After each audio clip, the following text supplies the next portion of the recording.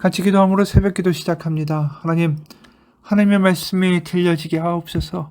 한 가지라도 들려져서 우리 삶 가운데 행하게 하시고, 하나님이 거룩하라고 말씀하신 말씀대로 우리의 삶 가운데 변화가 있고 결단이 있고 하나님을 향하여 걸어갈 때에 하나님의 역사하심과 하나님의 기뻐하심이 경험된 하루가 되게 하여 주옵소서. 예수님 이름 받들어 기도합니다. 아멘. 오늘 말씀이 역대하 12장 1절에서 16절까지의 말씀입니다. 역대하 12장 1절에서 16절까지의 말씀입니다. 르호보암의 나라가 견고하고 세력이 강해짐에 그가 여호와의 율법을 버리니 온 이스라엘이 본받은지라. 그들이 여호와께 범죄하였으므로 르호보암 왕 제5년에 애굽 왕 시삭이 예루살렘을 치러 올라오니 그에게 병거가 1200대요 마병이 6만 명이며 애굽에서 그와 함께 온 백성 곧 리비아와 숫과 구스 사람이 헤아릴 수 없이 많더라. 시삭이 유다의 견고한 성읍들을 빼앗고 예루살렘에 이르니 그때 유다 방백들이 시삭의 일로 예루살렘에 모였는지라. 선지자 스마야가 르호보암과 방백들에게 나와 이르되 여호와께서 이같이 말씀하시기를 너희가 나를 버렸으므로 나도 너희를 버려 시삭의 손에 넘겼노라 하셨다 한지라. 이에 이스라엘 방백들과 왕이 스스로 겸비하여 이르되 여호와는 의로우시다 하며 여호와께서 그들이 스스로 겸비함을 보신지라.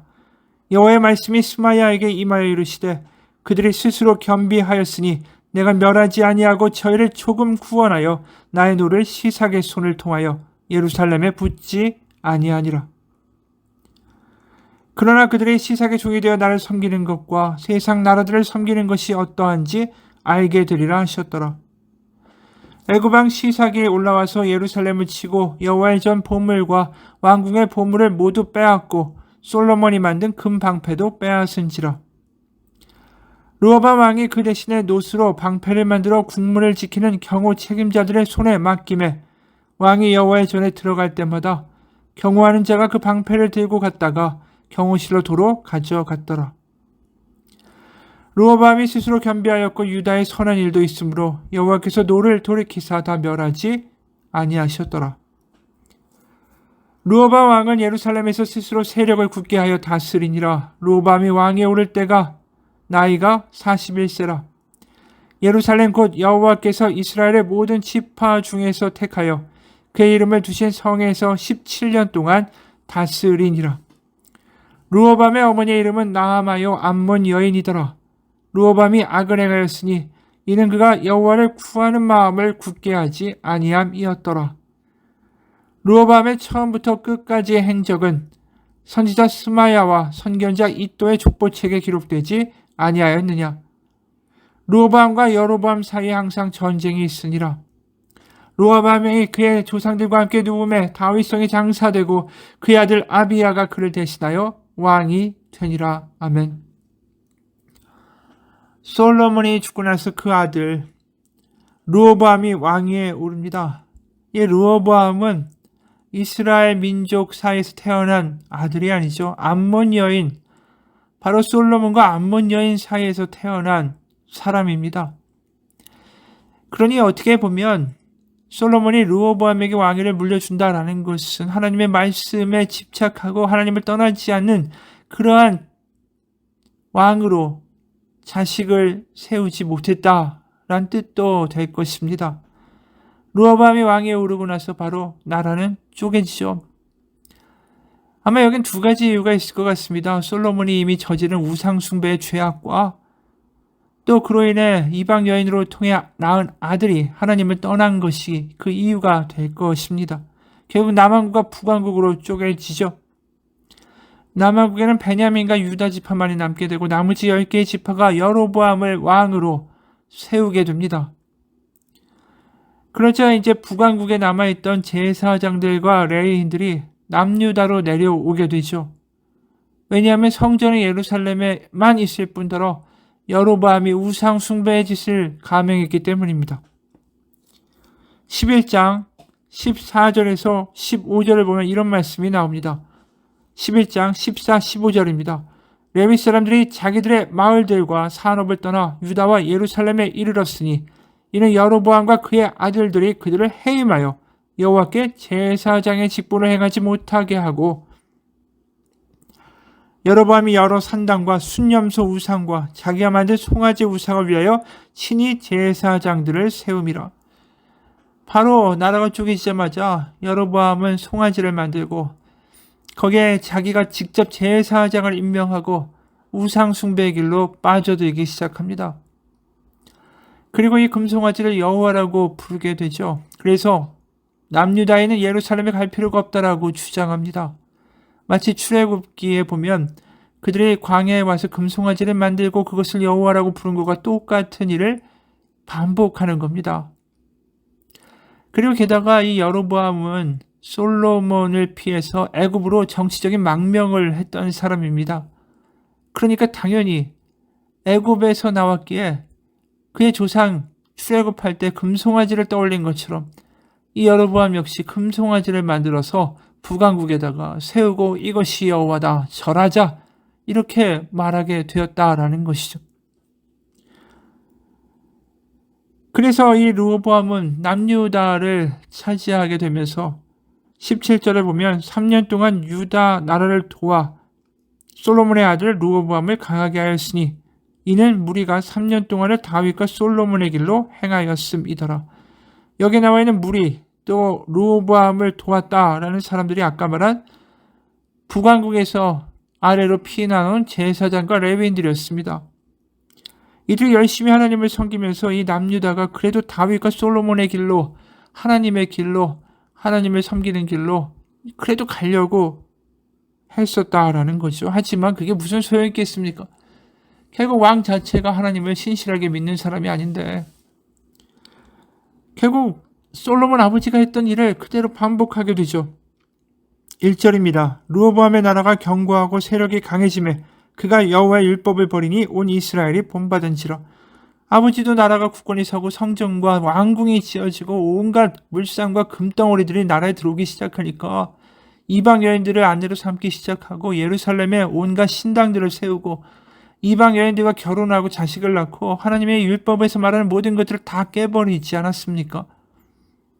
똑같다라는 거예요. 르호보암이 이제 나라가 다시 견고하고 세력이 강해지니까 하나님을 그대로 버렸다라는 거죠. 항상 이 보면 나라가 견고하고 세력이 강해져서 여호와를 버렸다라는 말이 반복되는 걸 보게 됩니다. 잘 되는 게 독이었다라는 거죠. 차라리 안 될 때 하나님한테 신실하게 매달리는데 이제 잘 되니까 하나님 없어도 살만하다라는 생각이 들기 시작하고 교만해지고 그러다 보니까 하나님을 떠나면서 파멸의 구덩이로 스스로 걸어가게 되었다라는 뜻입니다. 그래서 2절에 그들의 여호와께 범죄하였으므로 르호보암 왕 제5년에 애굽 왕 시삭이 예루살렘을 치러 올라오니. 사실 우리가 이 파라오의 딸과 솔로몬이 결혼을 했다라는 걸 알고 있죠. 그렇게 생각하면 애굽이 갑자기 쳐들어온다라는 게 의외의 상황이라고 볼 수 있겠지만 사실은 솔로몬이 그 바로의 딸하고 결혼하고 정치적인 안정을, 외교적인 안정을 추구했지만 그러고 나서 그 왕조가 무너집니다. 파라오의 왕조가 바뀌는 거죠. 마치 우리가 고려가 망하고 조선이 세워지는 것처럼 제22대 왕조가 세워지는 겁니다.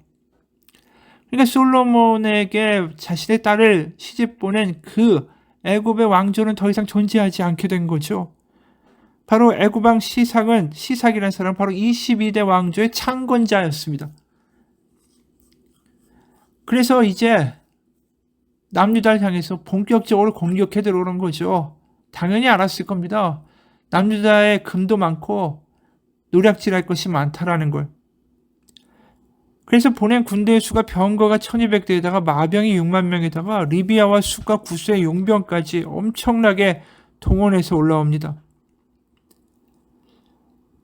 게다가 지금 솔로몬 때 애굽에 망명에 있던 여로보암 있지 않습니까? 그 여로보암을 받아줬던 사람이 바로 이 시삭이었어요. 그러니까 남유다의 상황, 지리적인 어떤 여건, 이 내부에도 여러 가지의 정보를 주는 사람들이 존재했겠죠. 여로보암을 자기의 수하에서 망명자로 키웠으니까 말입니다. 그러니 르호보암의 신세가 어떻게 되겠습니까? 자신의 정보는 다 알죠. 지리적인 상황도 다 알죠. 북쪽엔 또 여로보암이라고 애국과 결탁한 세력이 딱 왕이라고 버티고 있죠. 도가내던 쥐죠. 그러니까 예루살렘까지 순식간에 쳐들어옵니다. 그냥 물밀듯이 들어오게 돼요. 그러자 5절에 그때의 유다 방백들이 시삭의 일로 예루살렘에 모였는지라 선지자 스마야가 르호보암과 방백들에게 나와봐 이르되 여호와께서 이같이 말씀하시기를 너희가 나를 버렸으므로 나도 너희를 버려 시삭의 손에 넘겼노라 하셨다 한지라. 다윗이 솔로몬에게 한 이야기죠. 네가 하나님을 버리지 않으면 하나님은 너를 절대 버리시지 않을 것이다. 하나님을 떠나지 말라고. 그렇게 죽음의 유언으로 했던 그 말이 손자에게는 전혀 소용이 없었던 거죠. 그리고 실제로 이들에게 애굽의 시삭 왕이 이렇게 공격해오는 위기가 닥치자 이들이 이때서야 회개를 시작합니다. 6절, 7절, 8절입니다. 이에 이스라엘 방백들과 왕이 스스로 겸비하여 이르되 여호와는 의로우시다 하며 여호와께서 그들이 스스로 겸비함을 보신지라. 이 교만에서 깨어졌다라는 거죠. 엎드린 거예요. 여호와의 말씀이 스마야에게 임하여 이르시되 그들이 스스로 겸비하였으니 내가 멸하지 아니하고 저희를 조금 구원하여 나의 노를 시삭의 손을 통하여 예루살렘에 쏟지 아니하리라. 그러니까 이 시삭이 와서 완전히 남유다를 멸망시키고 그 왕조를 패망시키는 데까지는 가지 않을 것이지만 8절에 그러나 그들이 시삭의 종이 되어 나를 섬기는 것과 세상 나라들을 섬기는 것이 어떠한지 알게 되리라 하셨더라. 이제 남유다는 애굽에 복속된 국가로 시삭에 이 복속된 종처럼 조공을 바치고 그들이 필요하다 모든 것을 갖다 바쳐야만 하는 그러한 신세가 될 것이다. 이렇게 말씀하신 거죠. 그나마 이들이 하나님 앞에 회개했기 때문에 깨어졌기 때문에 여기에서 멈춘 거예요. 역대하 7장 14절. 우리가 역대하 7장 14절을 보면 바로 솔로몬에게 하나님이 마치 미래에 일어날 일을 다 알고 계시듯이 말씀하신 게 있어요. 내 이름으로 일컫는 내 백성이 그들의 악한 길에서 떠나 스스로 낮추고 겸비하고 기도하여 내 얼굴을 찾으면 내가 하늘에서 듣고 그들의 죄를 사하고 그들의 땅을 고칠지라. 하나님은 이미 이런 일들이 벌어질 것을 예견하고 계셨던 것 같아요. 어차피 인간이라는 것은 연약하기 때문이죠. 잘 되고 등 따숩고 배부르고 성공하고 건강하면 하나님에 대한 아쉬움이 없는 거. 그게 인간의 본성 아닙니까? 자신의 뜻대로 하고 싶고 자신이 왕이 되어 모든 것을 주재하고 싶지만 우리도 마찬가지죠. 그러다가 어느 날 갑자기 병이 오고 사고가 생기고 어떤 사건이 터지고 하면서 모든 게 무너져 버릴 때 우리는 알죠. 아, 내가 모든 걸 휘두를 수 있는 왕이 아니구나. 그럴 때 우리의 보좌를 하나님 앞에 내어드리고 우리는 그 아래 엎드리게 됩니다. 오늘 그 모양이 벌어진 거죠. 그래서 결국은 이제 르호보암이 그렇게 하나님 앞에 엎드리고 깨어지자 나라가 멸망하는 것을 면하게 됩니다. 하지만 애굽에게 엄청난 보화를 다 뺏기게 되죠. 그게 9절, 12절입니다. 애굽 왕 시삭이 올라와서 예루살렘을 치고 여호와의 전 보물과 왕궁의 보물을 모두 빼앗고 솔로몬이 만든 금방패도 빼앗은지라. 르호보암이 그 대신에 노스로 방패를 만들어 국문을 지키는 경호 책임자들의 손에 맡기매 왕이 여호와의 전에 들어갈 때마다 경호하는 자가 그 방패를 들고 갔다가 경호실로 도로 가져갔더라. 르호보암이 스스로 겸비하였고 유다의 선한 일도 있으므로 여호와께서 노를 돌이키사 다 멸하지 아니하셨더라. 솔로몬 때 있었던 엄청난 금들, 금방패들, 성전에 있던 금으로 만든 여러 가지의 장식물들과 기구들 다 뺏긴 거예요. 어떻게 보면 다 내어놓은 거죠. 자발적으로 애굽 왕에게. 그러면서 노스로 방패를 만들었는데 그것도 여유가 없어서 왕의 행차할 때마다 가지고 갔다가 다시 또 갖다 놓고 여러 사람이 돌려 쓰고 보관해야만 하는 그러한 신세로 전락했다라는 거죠. 금은커녕 구리도 별로 없었다라는 거예요. 완전히 개털이 된 거죠. 하루아침에. 전에서 말한 것처럼 이 솔로몬의 나라가 30년 만에 붕괴가 돼버렸어요. 완전히. 그 모든 보화와 세상에 자랑하던 풍요로움이 30년 만에 물거품이 됐습니다. 거지가 됐죠. 솔로몬 왕국이 무너진 것은 애굽 왕 시삭 때문입니까? 아닙니다. 안에서부터 무너져 내린 거예요. 하나님을 그들이 버리고 그들의 자신을 믿기 시작했을 때 이미 나라는 붕괴되고 있었다라는 거죠. 본인들은 전혀 느끼지 못한 채로 말입니다. 무서운 거죠. 르호보암이 그렇게 17년을 통치합니다. 14절, 15절. 르호보암이 악을 행하였으니 이는 그가 여호와를 구하는 마음을 굳게 하지 아니함이었더라. 르호보암의 처음부터 끝까지 행적은 선지자 스마야와 선견자 이도의 족보책에 기록되지 아니하였느냐. 르호보암과 여로보암 사이에 항상 전쟁이 있으니라. 르호보암이 이런 일을 겪고도 온전하게 하나님 앞에 돌아오지 못했다라는 거죠. 하나님을 구하는 마음을 굳게 하지 못했다라고 이야기해요. 하나님에게 자신의 마음을 온전하게 고정시키고 하나님을 떠나지 않고 그곳에 머물러 있는 그 삶을 유지하지 못했다라는 거죠. 그러니까 또다시 좀 안정이 되니까 또 하나님을 떠난 거예요. 그러다 보니까 계속 여로보암 북왕국과의 전쟁이 끊이지가 않았다라는 거죠. 당연히 북왕국이 밑에 애굽이 자신의 편인데 얼마든지 괴롭힐 만한 기회가 된 거죠. 그러다 보니까 계속 전쟁에 시달리고 그런 일들이 반복되었다라는 말입니다. 여러분, 우리가 망하게 되는 그 이유가 우리는 뭐 갑자기 이런 사고가 터져서 이런 사건이 생겨서 뭐 갑자기 내가 아파서 뭐 이런 식의 이유를 대지만 사실 근본적인 이유는 그게 아니라고 말씀하는 거죠. 이미 말한 것처럼 우리가 하나님을 떠나고 교만하게 되었을 때 이미 우리의 붕괴는 시작되고 패망은 시작되고 있었다라는 것입니다. 솔로몬이 이방 여인들을 아내로 삼고 온갖 재물을 가지고 호화 사치를 누릴 때 이미 나라는 붕괴되고 있었던 거예요. 아무도 몰랐지만. 한 이야기를 소개합니다. 코끼리와 생쥐가 계곡에 다리를 건너고 있었어요. 생쥐는 코끼리의 등에 앉아서 다리를 건너갔죠. 다리가 당연히 몹시 흔들거렸습니다. 그러나 다행히 둘은 무사히 다리를 건넜죠. 그러자 생쥐가 코끼리의 귀에다 대고 말했습니다. 아이고, 우리가 함께 건너니까 다리가 정말 흔들거렸지? 그렇지?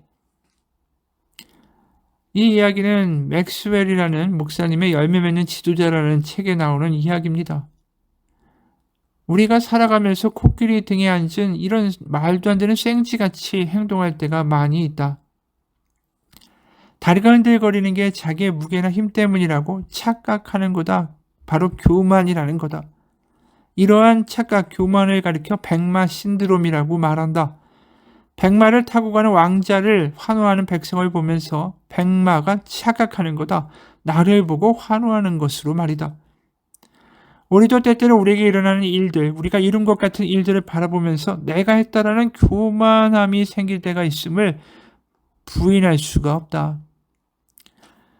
여러분, 이 교만이 그렇게 무서운 겁니다. 우리가 그걸 더 느끼지 못한다는 게 더 무서운 거예요. 내가 교만하다는 걸 내가 모릅니다. 솔로몬도 몰랐고 르호보암도 몰랐어요. 다 문제가 생기고 나서야 깨달았다라는 거죠. 여러분, 우리 겸손해야 됩니다. 매일마다 내가 가지고 있고 내가 누리고 내가 살아가는 이 모든 것들이 다 당연한 게 아니라 하나님의 은혜라는 것을 기억하고 하나님 없이는 살아갈 수 없다라고 고백할 수 있는 진심 어린 고백이 그게 겸손입니다. 우린 겸손이 뭐 그냥 나대지 않고 자기 주장 좀 하지 않고 좀 조용히 있고 아이고 저 부족해요. 별거 아니에요. 뭐 이렇게 말하는 걸 겸손이라고 생각합니다. 하지만 그건 겸손이 아니에요. 겸손은 내가 하나님 없으면 살 수 없다라는 그 완전한 고백이 있을 때 나오는 행동입니다. 결과물이라는 거예요.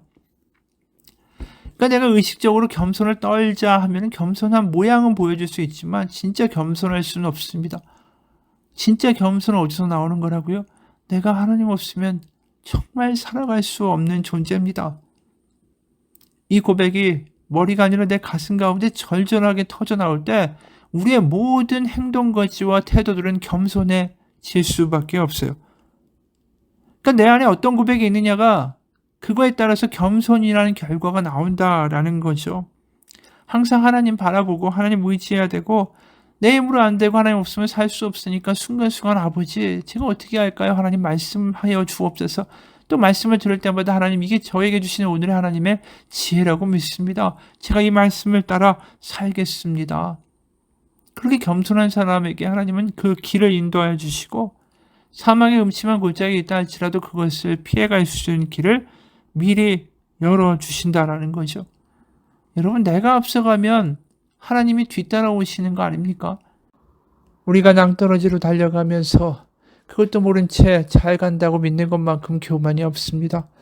매일마다 하나님 앞에 내 삶의 주도권을 내어드리고 주님이 앞서가시도록 따라갈 때에 우리의 삶의 태도와 방식은 겸손함으로 드러나게 될 것입니다. 우리의 삶의 주인이 하나님 되시는 것. 그래서 하나님은 항상 우리가 얼마만큼을 가지고 있는지 소유하고 있는지를 보시지 않습니다. 오히려 하나님은 우리가 얼마만큼의 빈 그릇을 준비하고 있는지를 보시고 계시기 때문입니다. 같이 기도하겠습니다. 하나님 앞에 겸손한 마음으로 나아가 하나님 없이는 살아갈 수 없다라는 우리의 마음속 깊은 곳의 고백이 빈 그릇의 고백이 되어 하나님의 인도하심과 하나님의 살아계심을 채울 수 있는 은혜가 있게 하여 주옵소서. 우리가 교만하면서도 스스로 교만하다는 것을 깨닫지 못하는 솔로몬과 르호보암의 길을 가지 않게 하시고 매일마다 우리의 일이 잘 되든 안 되든 기쁘든 슬프든 항상 하나님 없이는 살아갈 수 없다라는 진정의 고백이 우리의 심령 깊은 곳에서 쏟아져 나오는 그래서 은혜를 담을 수 있는 깨어진 보화의 그릇이 될 수 있도록 주님 인도하시고 그곳에 하나님의 은혜를 풍성히 부어 주옵소서. 예수님의 이름 받들어 기도합니다. 아멘.